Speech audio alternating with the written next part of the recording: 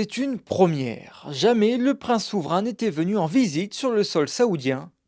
À l'occasion du Middle East Forum co-organisé par Peace and Sport et l'Arabie Saoudite, le prince Albert II est venu apporter son soutien au développement du royaume, qui a fait du sport la pierre angulaire de son développement. C'est un pays vraiment qui donne l'exemple de ce que l'on peut faire, de se servir du sport comme meilleur moyen d'émancipation, mais aussi de cohésion sociale.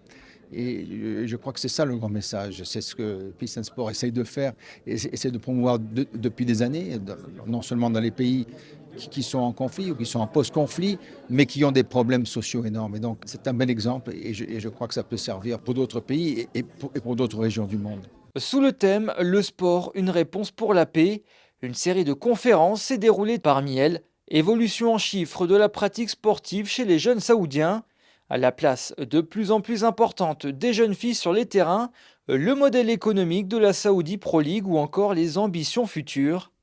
Au-delà de l'aspect soft power que le sport peut apporter au royaume saoudien, la présence de Peace and Sport dans le Moyen-Orient vient appuyer un enjeu majeur pour l'avenir de cette partie du monde, se servir de l'universalité du sport pour construire un esprit collectif. L'actualité aujourd'hui, enfin quelle coïncidence, je veux dire, c'est fou et c'est le moment idéal pour vraiment mettre en avant la pratique sportive où des valeurs sont mises en avant comme le partage, comme le respect d'autrui, comme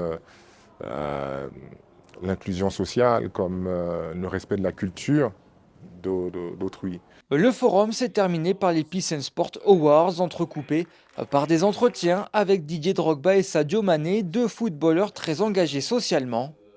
La dernière image, c'est évidemment la promotion de la campagne White Card par tous les champions de la paix présents à Riyad et qui trouvera sans doute un écho mondial.